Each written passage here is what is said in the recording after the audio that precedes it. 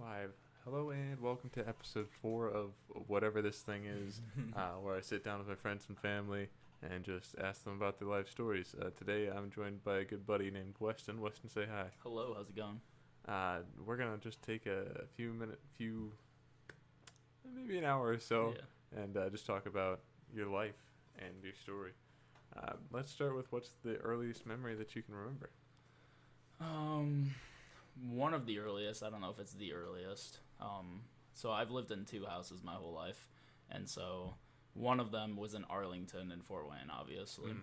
And I was probably about 3 years old, and I was with one of my friends named Kyle, and we were outside playing, and he was actually jumping on a pogo stick, and so we were outside playing, and all of a sudden we saw this beehive on his basketball hoop, and we like freaked out and we ran away, and that was like the earliest memory. I was probably like 3 years old. Sure. Either that or like I was 4-ish when I broke my arm, and I remember like being at the hospital and like just getting chocolate milk after my surgery, because like that was the first time I ever had my chocolate milk, and I was like, dude, this is amazing. Why does my parents buy this for me? So Yeah, fair. All right, so you were 3 years old then. yeah.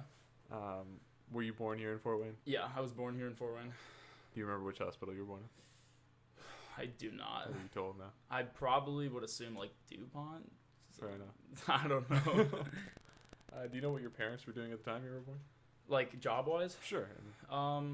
So my dad is, both my parents got computer science degrees, and my mom got a computer science degree at Huntington University, and my dad got one at Purdue, Fort Wayne, but then it was Indiana, Purdue, Fort Wayne.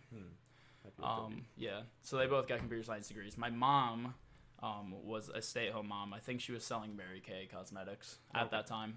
She still does that. I thought you were gonna say marijuana. Yeah, my mom sells marijuana. Mary Jane. Yeah, no biggie. She just sells marijuana. No, yeah, she was selling like Mary Kay, and my dad I think was working at a place called Checkpoint Software Technologies at the time, which is a cybersecurity company. I think he was just doing tech stuff there, setting up firewalls and whatnot. So yeah, that's what my parents were doing. Cool. All right. Yeah. So what do you remember about elementary school? Let's start at the beginning there. Oh, elementary school. How was it for you making friends? Did you have a lot of friends? Were you popular? Right. So as a kid, I was actually pretty quiet, surprisingly. I didn't really become an outgoing kid until about middle school or high school. Like after puberty, I was kind of like the energetic kid, but Sure. At school, I was fairly shy. I hung out with, Josh Carlson and Drew Hall, those type of people. They were like my close buddies in elementary school, but like inside the classroom, I was kind of scared to interrupt and be the naughty kid, because I didn't want to be in trouble. I didn't want attention on myself. Sure. So I would say I was a fairly quiet kid in elementary school. So we have kind of opposite paths then. Yeah. I was super loud in elementary school Really? and super quiet now, but yeah. But so, now, so you like flip-flopped. You were Right. like super aggressive, and then you became this like chill dude. Right. Yeah. That's Okay. cool. So, what are your favorite memories from that time? There's one memory that sticks out of me in elementary school, and it was, so at Blackhawk Christian, we have kickball. Kickball tournaments are like a big thing at Blackhawk. Sure. So actually how elementary school works at Blackhawk is kindergarten through 6th grade are all in one building, and then you go across to another campus, and it's 7th grade through 12th grade. So like our middle school is like just 5th and 6th grade, which is kind of weird. So like the 5th and 6th graders would have these things called like kickball tournaments, and basically during recess we would have games that were set up by the teachers. We'd have teams set up by the teachers and everything, and we'd actually play actual matches and like keep score and whatnot. And so in one of the tournaments at the end of the year, I was in the outfield, and someone kicked a ball, and I squatted down to try to grab it, and my pants ripped in front of the entire school. It was like everyone from kindergarten through 6th grade was out there watching, because it was a tournament for the end of the year. And so I felt so embarrassed. I had to like run and talk to the ref, and I was like, hey, I think my pants ripped. And like everyone was looking at me while I was talking to the ref, and then they just sent me to the principal's office to get like athletic shorts for the rest of the day. And I got to wear athletic shorts for the rest of the day, but that was like one memory that I think I remember. I was like, do you think people knew, or like you were just embarrassed? I think people definitely noticed, especially like when I talked to the ref, she was like, wait, what are you talking about? And like I turned around and my pants were just ripped.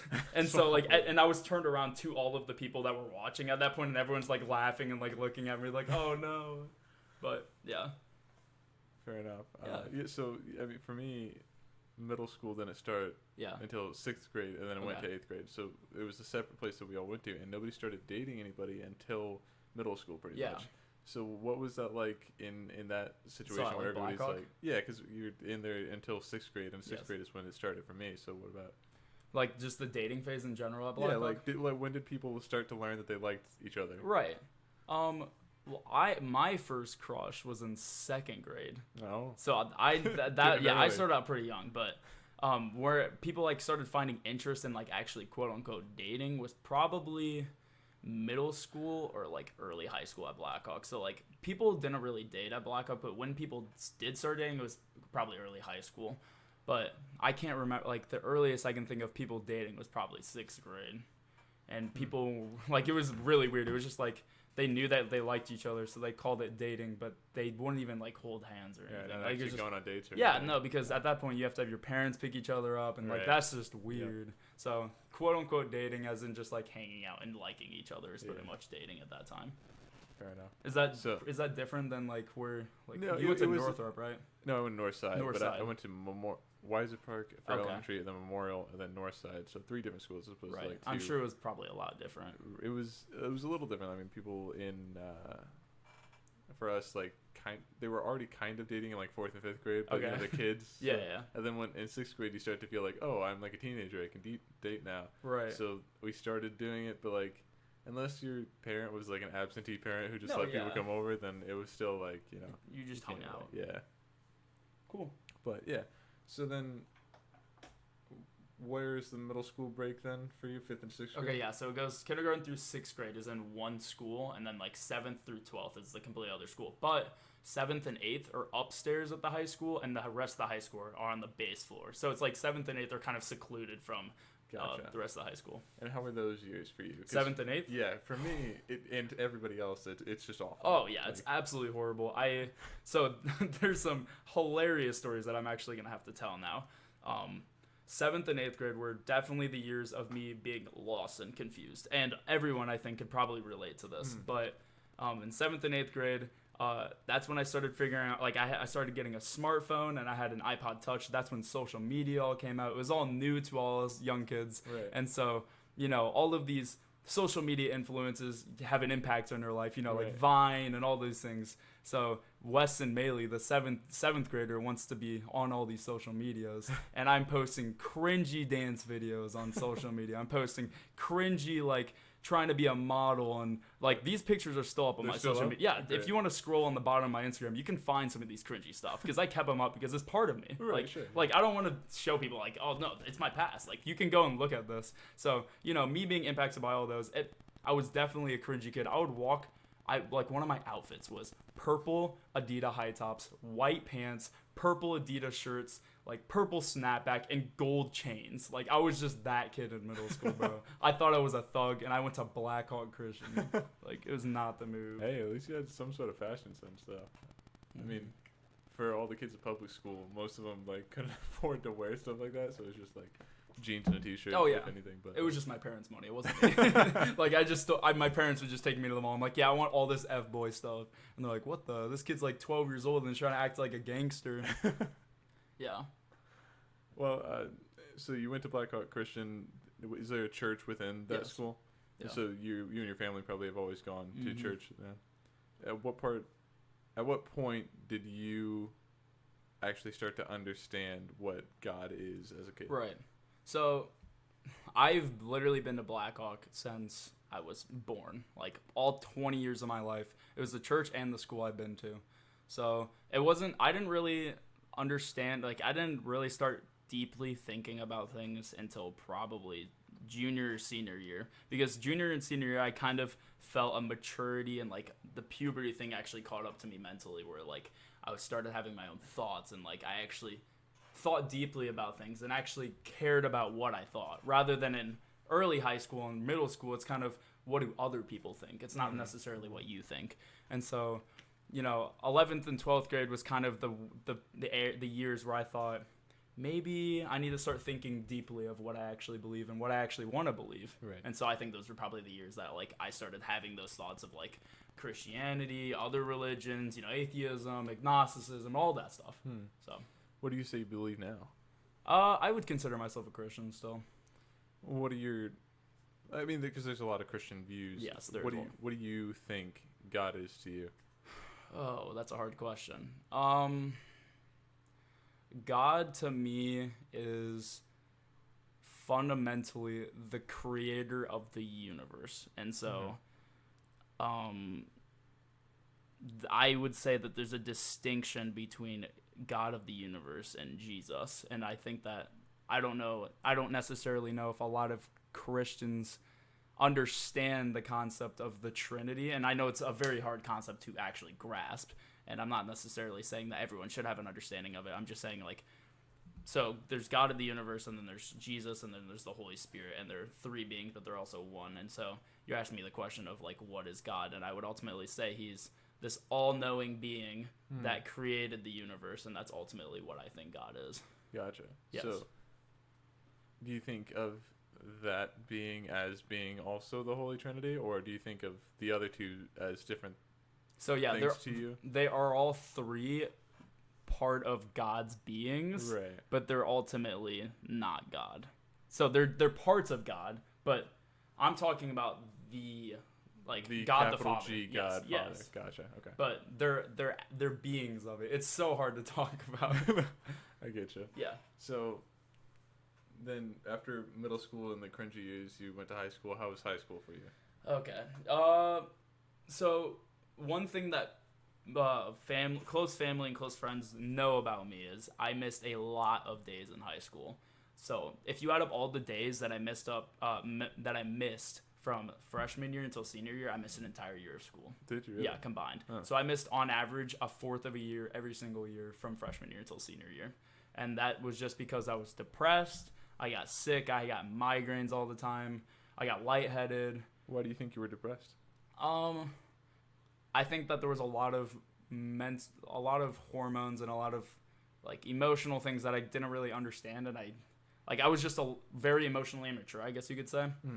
And so that was something that I was just trying to understand with myself, is like, how do I deal with these emotions? And I think I dealt with them poorly, and so that came to the conclusion of me being depressed and sad and not wanting to get up in the morning, being tired all night, restless, anxious, all those things. Gotcha.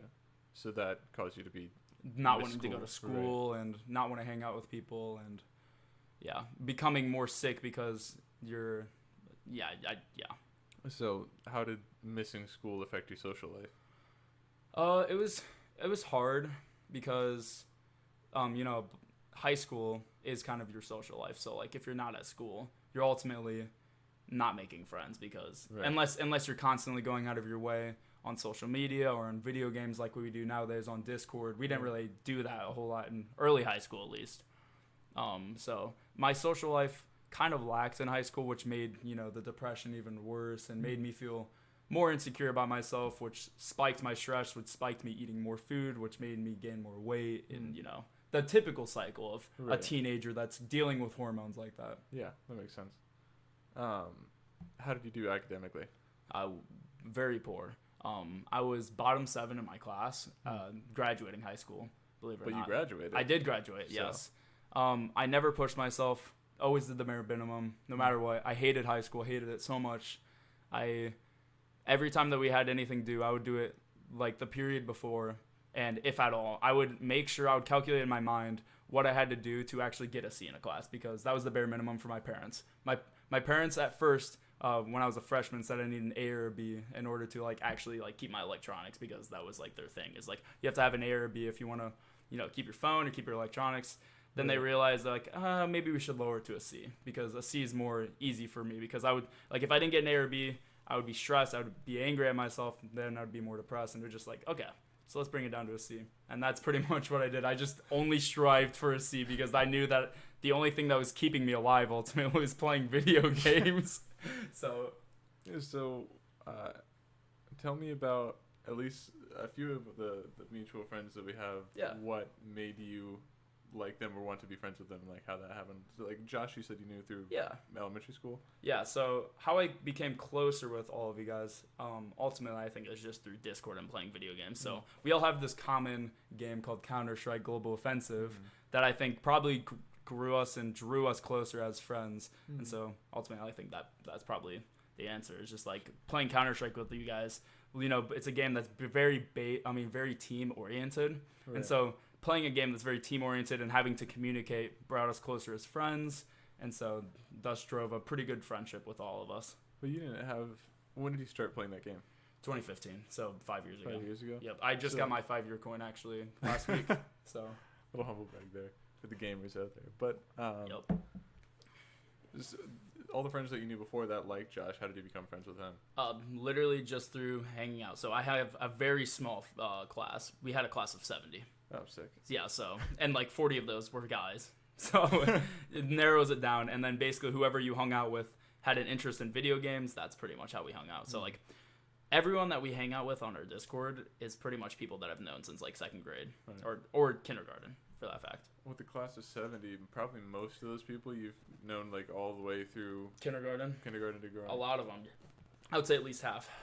And that's got to be weird for just anything social and any like dating, because like everyone knows that it's going on. Yeah, right? and you're friends with everyone. So like if you ever push the line of a relationship, then it's gonna drive some confusion, and then if you ever break up, it's gonna divide a bunch of people. And so you have these aspects of people dating for like 3 or 4 months actually pretty seriously, and then breaking it off, and then you're friends with their friends, but you can't be friends with them anymore because they don't like each other.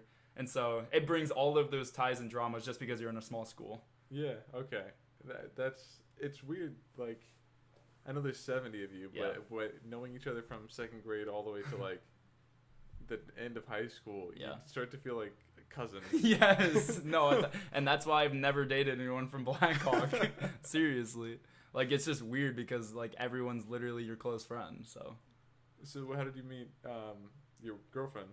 My ex-girlfriend. Yeah. I met her at a church camp. Huh. Yes. And that was through Blackhawk, but she was not from Blackhawk? No, so that was actually just through one of my... So Matthew Rumpel and Jordan Romines went to a church camp called Miracle Camp. And so they said, hey, Weston, do you want to come with us to Miracle Camp? And so I was like, yeah, sure, why not? And then we went up there, and that's how I met her. Did you only do that 1 year? I've done it 2 years. 2 or 3 years, I think. I can't remember if it was 2 or 3. But yeah, a couple times. So was that meant for like high school age kids, and then there wasn't like a way you could do it younger and go? I think they might have like a middle school thing, but I definitely know that most of it's like freshman through senior, and you just go for a week and you just worship God and hang out with a bunch of people your age, and you split up into small groups and you talk about like different things you believe and like why you believe them, and good discussions you can have, and I don't know, it was fun. Cool. Yeah. Yeah, I did something like that. I mean, from the missionary church, I think, called CDYC. Yeah. Which I don't even know that. I think Central District Youth Conference. Yeah. But it was just like we'd go to a big college campus and just have recreational sports and art competitions and poetry and all that. It was all centered around God. It was interesting. I mean, I think during the time that I'd consider myself religious, that was one of like the peaks of that experience. Oh, good. Yeah. That's good. So what did you do after high school? What did you want to do after high school? Me personally, I wanted to go to a place called Grand Canyon University, and that is out in Phoenix, Arizona, and it's a Christian school that is like super awesome and super cool, and it's far away, and I don't know, I checked it out senior year, and it was just a place that I was going to go to, but I obviously had a lot over the past 2 years that have changed. Why didn't you go to Grand Canyon University? Because my ex-girlfriend didn't want me to go there. So where did you go? I ended up going to Taylor University for a semester. How did you like Taylor? I did not like Taylor. People were very petty. They were, it was like Blackhawk Christian, where people seemed like they had standards, but in reality, they were just meeting those standards because they wanted to be cliche and click with other groups. And so it was a very cliquey school, and I didn't enjoy it because if you don't meet the standards of Taylor University or agree with their things, then you're going to have a harder time hanging out with people there, as hard as that is to say. Does that make sense? Yeah, for sure. Okay. And when you were at Taylor, was that when you were with the roommate who always played guitar? Yes. What's his name? Levi. Levi. Yes. Do you think your roommate choice detracted or added at all to your college experience? I mean, he was a great guy. We both get along still to this day.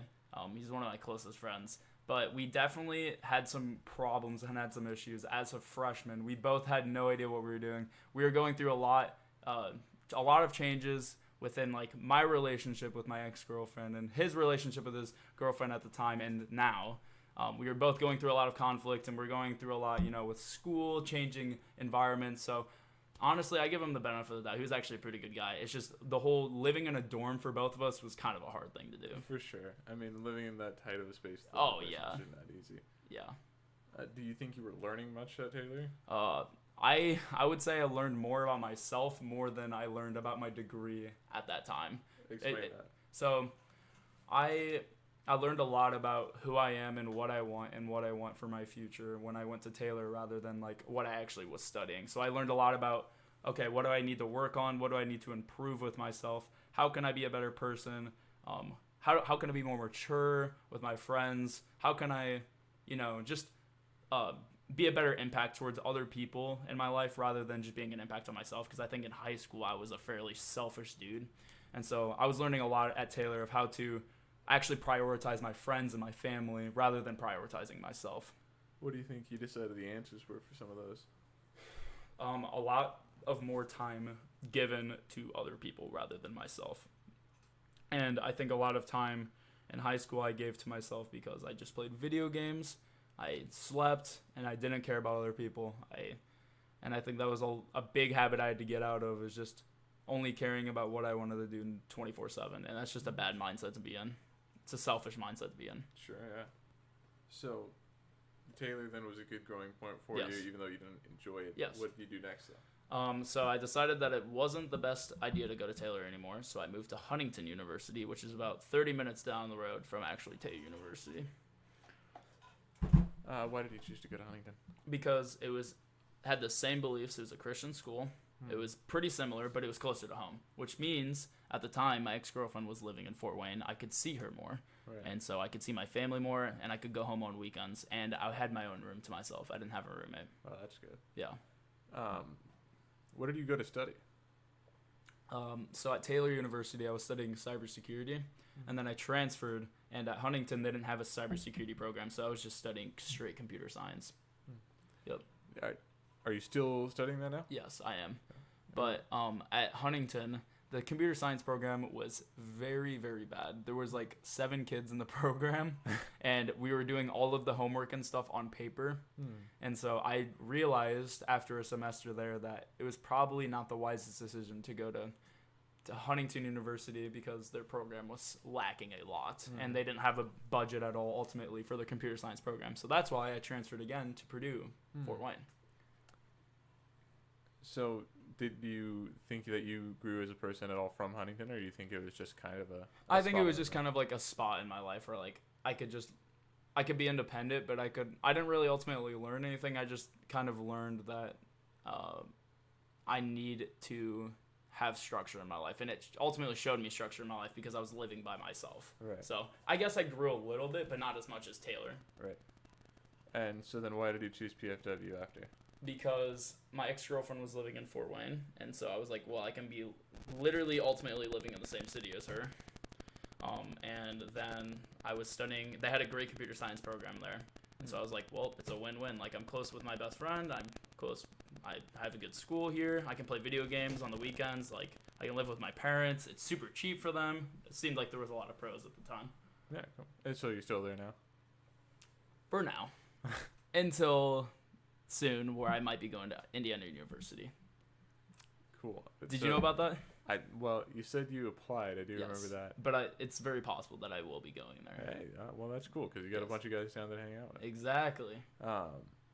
What happened to Grand Canyon University V2? So that is also an opportunity that I might be taking this semester, is going there just to get away from all of the stress and drama that I've been going through recently. Sure, yeah. I mean, at this point in your life, when you've known all of the people in your social circles for so long, just being able to completely restart somewhere else is and so after Purdue Fort Wayne, I studied there for a semester, and I decided to do something called the Disney College Program. How did that go? that was definitely an experience because me and my ex-girlfriend both applied for it. And so we both got accepted, and we both decided to do it together. And so we actually drove down to Florida and stayed in Florida together for an entire semester. How did it end? It did not end very well. It ended with a pandemic and a breakup. So, is the breakup something that you are willing to talk about? Yeah, I mean, I can talk about it a little bit if you want. So, why did that happen? First of all, how did that relationship go, and how did that change you? And then why did it end? For me, ultimately, I thought the relationship was super healthy. It was a good relationship. I learned a lot from it. I learned a lot about myself, and I learned a lot about what I want in the future. It didn't end poorly at all. We're on pretty good terms. We're not on like talking terms, obviously, because neither of us want that as of now. We both need to work on ourselves and improve on ourselves. She just realized that ultimately in the future, she doesn't think that we're a good fit, and so she just decided that it was time for us to split. Nothing crazy happened in our relationship. There was an indicator. She just said, look, I don't know if we're a good fit. Like, here's some things that we clash with and whatnot. And she just ultimately doesn't think that it was a good fit. So, like, I moved past it. It hurt a lot in the moment, but sure, she's a really good person. She didn't do it intentionally. She just thinks that it's best that we move on forward. So, I think that's fair. Yeah. What do you think your relationship was like with your parents growing up? I wasn't very close with my mom. We clashed a lot growing up. Is that just because personalities? Yeah. Or just, sure. She's a very emotional person, and so am I. And so we definitely clashed when it came to, drama. We just butt heads at each other. And then growing up, my dad traveled a lot, so I wouldn't say I was fairly close with my dad either. So I was kind of just chilling. Just hanging out in the house, being raised. But they weren't bad parents. Like, they definitely did their best to be good parents. I'm just saying that I wasn't very close with them. No, that's fair. Do you have siblings? Yeah, I have 3 siblings. I have an older brother that is 22 or 23. I don't remember. I'm sorry. And then I have a younger brother that's 17 and a younger sister that is 14 that is adopted from Russia. Oh, really? That's cool. Yeah. And would you think that they, as your siblings, had a similar experience with your family, yeah, I mean, it's pretty much the same. My siblings don't really clash with my mom, though, because they're less emotional. I would say I'm probably the most emotional kid. I just feel things deeply. And so my brother kind of was dramatic in, like, high school, but now he's, like, not emotional at all. My younger brother's very confident, and he has just pride. So, like, nothing gets to him. Like, if you just called him ugly, he'd be like, okay. And nothing would, like, he has confidence, which isn't bad. And then my sister's obviously a female, which is fairly dramatic. So, were you and your siblings super close? No, I'm not really close with any of my siblings, honestly. Maybe, like, my older brother I talk to occasionally, but, like, I'm not close with any of my siblings, really. Do you think that has to do with the space of the house and everybody having their own spot? Right. Yeah, and me having, like, a computer where I can always go and talk to friends rather than just, like, hanging out with them at home and, like, playing cards or doing a puzzle or watching TV even matter. Like, I always have my room where I can just go and play video games with my family. I mean, not with my family, with my friends, and then watch Netflix on my computer. And that's it. Fair enough. Yeah. So when I was growing up, we didn't even have a computer in the house until I started high school. Yeah. And I also didn't have a phone until I started high school, and also social media didn't exist in my middle school except for, like, Instagram and Facebook. Right, exactly. But also, when I got home from school, there were 7 people living in 3 bedrooms. So in a very small house, and I think that between that and, like, kind of issues with our parents for a while, we all got, like, super close. Like, I'm sure. You kind of had to. Like, we fought all the time, but, like, in that brought us close. That very close. So so that's why I was thinking it could have something to do with just the distance from your family. Right. I mean, we have a fairly big house, and so everyone has their own room and their own corner of the house. Like, our upstairs, there's 3 bedrooms, and, like, mine's in the corner, my brother's in another corner, and my sister's in the other opposite side of the corner of the house. And so I think ultimately just having our own spots, like you said, kind of didn't really bring us a whole lot close. So you would say being rich messed with your family. Exactly. Way to go, Dad. Exactly. Thank you, Striker Dog. Yeah, that's his Instagram if you want to go follow my dad at Striker Dog, and his Twitter at Striker Dog. Is it underscore between Striker Nope, and Dog? it's just Striker Dog Striker with a Y. Oh, okay. Yeah, Good. it's the hipster version. Gotcha. And is it DOG, not DAWG? Yeah, it's okay. DOG, not DAWG. That would be dope. Okay, so aside from your dad just totally ruining your family by being Right. rich, Absolutely horrible human. would you say that your family all shares the same religion as you? Yes, they're all Christian. Do you think they feel the same way about it? No. I'm definitely an outlier. I'm more open to having conversations with people and not being judgmental on what they think, and actually having my beliefs, they're more flexible beliefs, if that's, yes. Right. And I think that's because I'm younger in a way. I'm Sure. in my 20s and I'm trying to figure out what I want for myself. And so I'm not necessarily saying like don't have a strong faith. I'm just saying I'm able to have good conversations with Right. people and actually listen to them rather than like be a bullheaded Christian where a lot of people can. Yeah, sure.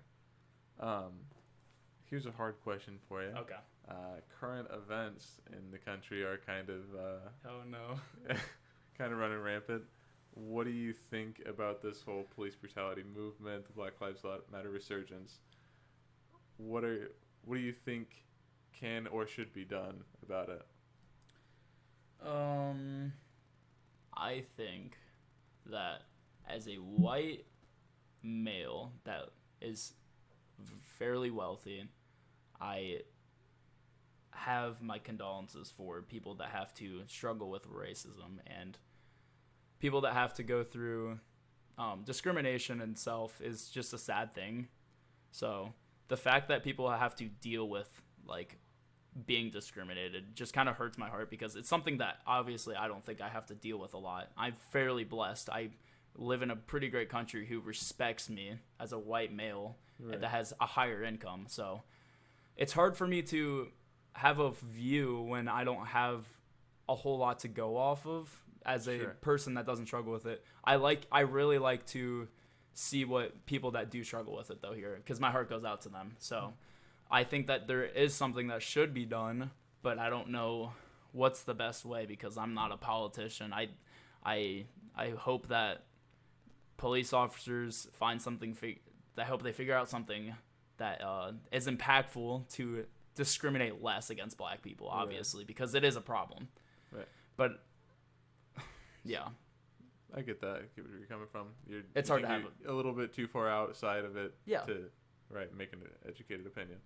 Yeah, I want to be careful because I don't think that I necessarily have a view that is impactful because I'm a white male that has a higher income, if that makes sense. Right. So, do you think being a white male with a higher income, you are the demographic that they're talking to? yes. And do you think that your family would also agree with what you're saying? I think my dad and my older brother would. I think my younger sister, my younger brother have no idea what's going on. I think my mom has stated her opinions fairly clear online, what she believes in. She is a fairly conservative and strict person. And so I think that she would lean a little bit more towards that side of like the conservatives, like what they believe. And I'm more of passionate against it. Like I believe that I'm in the more center of the whole division right now, and I know a lot of people wish they could say that, but I remember a couple of years ago you would join the call us libs, but with an extra word at the end. I'll spare you that. yeah. Would you say that you are more towards the middle on that, Like on just a political scale in general? Yeah. I am a libertarian, I would call myself. Okay, so you're pretty well in the middle. Yeah. Yeah. I share more views with a libertarian than I do a conservative. That's fair. I think I think for the most part, I would agree with that. I think I was raised liberal, Okay. and so I am like on the left side of the Yeah. center. But like I think I'm pretty Yes. I could pretty see that. open-minded too. Yeah. Do you think that changed the more as you grew up? You like slowly fell off the spectrum more to the right, Well, or do you think it's I think it for like me, recently? For me, I was raised in an area of the city that just had multiple races. Yeah. One of my earliest friends, his name was Steven. I have no idea where he is in the world now because we didn't keep in touch after Shout we out moved. to Steven. But Steven, wherever you are, bro, like you're the realist. You're the realest, bro. It was Steven and Austin and Chelsea, and it was just 4 friends, and nobody even considered the fact that he was black. So it just like That's awesome. right that, and then just like a few of the other things that liberals believed were kind of like in my family's raising, but then also I was brought to church every day, or every week, every Sunday. and my dad was a reverend, or he's still ordained. He is a reverend, but he became that about halfway through my life as well, and then he kind of adopted some of their beliefs. So I think I was raised both ways at the same time in a weird way. I Like gotcha. my culture would tell me the left side is what I should want, but my parents kind of telling me that the right side is what Yeah. I should want, even though they came from like urban areas and Yes. low income, and they I got you. So you're saying like because of those things, you can mix and match your views, right, and then it brings you towards the middle, and that's kind of where you are now based off of those. yeah. Okay, that's pretty cool. I guess my next question for you is, what do you see for yourself in your future? Let's say short-term goals and long-term goals. I would say for my short-term goals, I want to graduate college eventually. Fair enough. I've kind of screwed up over the past 2 years, going everywhere and taking credits everywhere, and my life has just been kind of chaotic. And so I'm hoping that this next semester is kind of a peaceful semester where I can just study and be independent and learn a lot about myself and grow in myself, and hopefully just finish college within 2 or 3 years, hopefully. And then long-term goals, I hope to obviously work in cybersecurity. I don't know if it's going to be tech or sales right now, but somewhere in the cybersecurity department, maybe an analyst, maybe a sales manager, I don't know. And hopefully have a wife and maybe a couple kids and settle down out in the Doonies. If you could get out of Fort Wayne, would you, or would you Yeah. stay here? No, I want out here. You know where you want to go? California is fantastic. Colorado, fantastic. I would go out of the country. Anywhere with a weed legal state? Exactly. Exactly. No. Yeah, anywhere that's like just beautiful, because I want to be able to wake up and the weather impacts me like a lot emotionally, so I want to be able to wake up and feel good weather, and just because that changes my emotion, I can wake up and be happy. Right. Because in the winter I get seasonal depression. I don't know about you, Yeah. but I wake up and I don't want to be alive because it's cold outside and I have to go outside. Is it seasonal depression if you're already depressed and it just gets worse? Right, exactly. Like it's extra depression at that point, brother. So anywhere that's warm, I would go to North Carolina, go to Florida. I don't know. I'd go to New Zealand. Well, you said you wanted to have kids and a wife. Yes.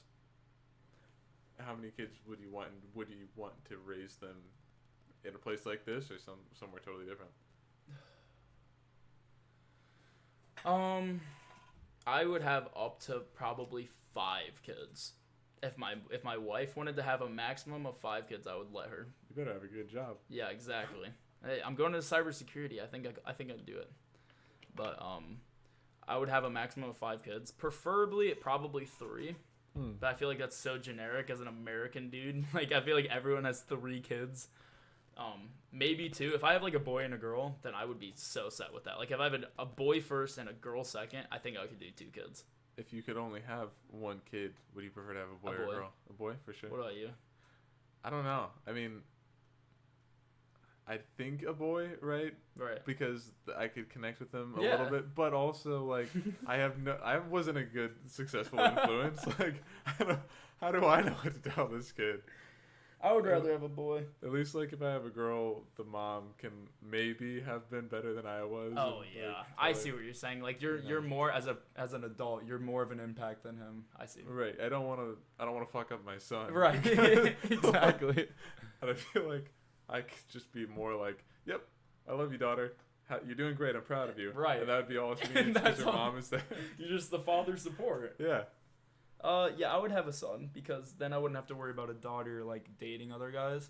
And like if the guy is actually good, then like I mean if the guy's bad, then like you have to tell your daughter that you're dating a bad person or a bad influence, and then they're like, you can't control me, dad, and then she like runs away with them and moves to like 5 states over. But if you're dating a dude, I mean if you have if you have a son and he is dating someone, then it's easier to talk to him if it's like a bad influence, because you're like, hey, look, this is the reasons why. I feel like he would be more level-headed to actually understand, because it's like a guy-to-guy experience. They're like explaining to him why you think that she's not a good person. I don't know. Just like conversations like that seem way more natural to me from a guy-to-guy standpoint, because it's like you kind of deal with the same things and whatnot. So that's why I would rather have a boy. I think to connect my with them dad better. never talked to any of like his sons about that kind of Really? thing. So I'm always just like, I don't know what to do about that. Are you excited to be a parent someday? Like, do you think that is something that you look forward to, or is that something that you don't like find interested in? I would only have a kid if I really, really loved a woman and she you don't want decided that she wanted kids. Yeah. You don't want kids? Not really. That's surprising. If I had a kid, I'm sure I would do okay with a little guidance and help. But like, I don't want to have to do that. You don't want someone to carry your name? No, I don't want more of me. That's how, dude. I was in that mindset for 5 years, bro. That's how I thought. There is enough foster hickle in the world already. Like, no one needs another one. Hey, you never know. You might fall in love with someone that really wants kids, and you're like, you know what? I love you this much. I'll give you a kid. That's the only thing that would do it. Or I like donate to a sperm bank, and then the mom finds out what my DNA was and finds me and blackmails me or something. I don't know. Maybe. That's amazing. Oh my goodness. Excuse me. Sorry, you're good. Dying. What do you think you want to be remembered for?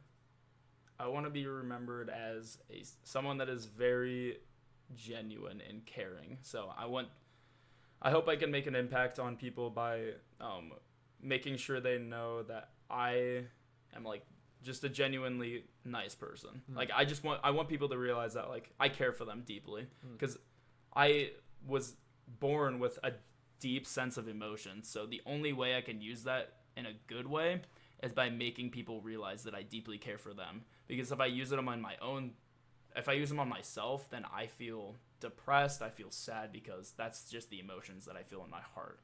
And so I want people to realize that I care deeply about them, and if they can realize that, then they can remember me as someone that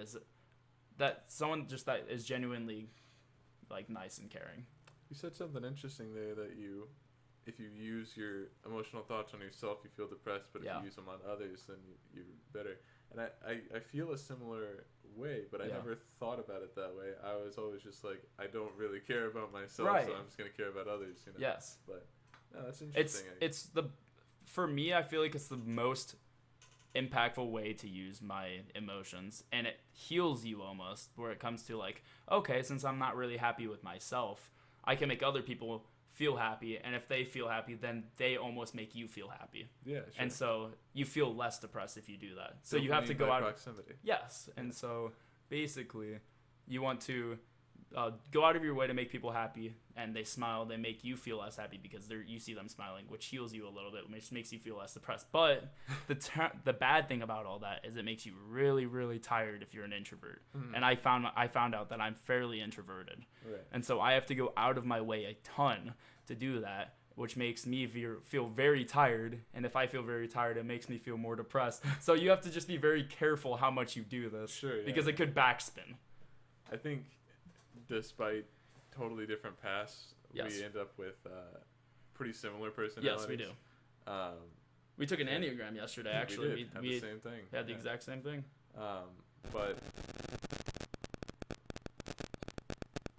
lost my train of thought. Sorry. Same. We have different backgrounds. Coming back down to similar personalities. Similar personalities. What? I'm sorry. What did you say before that? I was talking about how emotions you can backspin if you aren't careful enough. Right. Okay. So, I think for me, I never realized what you just said until literally like you just said it. That I'm not I know that making other people happy makes me happy as well. Yes. We're somewhere in that way, but I have not made the effort to actually intentionally be unintroverted and go do that. And I think that's a really positive. That's something that I think I realized at Disney is as an introvert I had to, work at a place that has thousands of people, and I was guest services at Disney, so I had to constantly check in on people, make sure people are doing okay. And me slowly doing that and seeing that I made people happy by taking their picture, something that small. I was like, wow, that kind of made me feel really good inside. I got to do this again. So I'll go and ask someone how their day is, if I can help them with anything. Then seeing their smile after me asking them, wow, that kind of made me feel better. Then I do that with my friends. I would go out and I would ask them if they want anything. Hey, I'm going to go through McDonald's before I get home. Would you like anything? Yeah, sure, that'd be great. And then I bring them McDonald's. They really care about me. They show that they appreciate that. That makes me feel a little bit better. So I did that over the past couple of months. I'm like, wow, this actually helps with my heart, with this deep dark heart that I have by doing something like this. So I don't know. It's a good lesson that I learned about myself. Yeah. Well, now I'm learning a lesson about myself too. Yeah. All right. So my last question for you is, what phrase do you want to have written on your tombstone?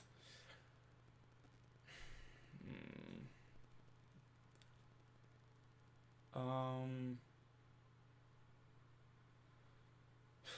don't know. Probably something cliche. Probably part of what you want to be remembered for, I suppose. So right. You cared. Yeah, I hope that something on my gravestone is something like genuinely cared deeply about every person that crossed paths within your life. Something like that. Something along those lines. Yeah. Yeah. Because I do. Even if you do me wrong, I'll still genuinely care about me. I'm not a person to hold burdens against you. If you made an impact in my life and then you also screwed me up, you were hey, yeah, screw you, by the way, I'm just gonna ghost you. I'm still gonna remember the good things about you. Right. I'm not someone to think, oh my gosh, this person trashed me. No, I'll think of all the good times that we had together. Yeah. So okay, fair. So just something genuinely cared about everyone. Yeah, just genuinely thought deeply and cared about everyone. All right, solid. I think we'll wrap it up right there. Awesome. Thank you for being here today. Thank you for having me. Appreciate you, buddy. Yep.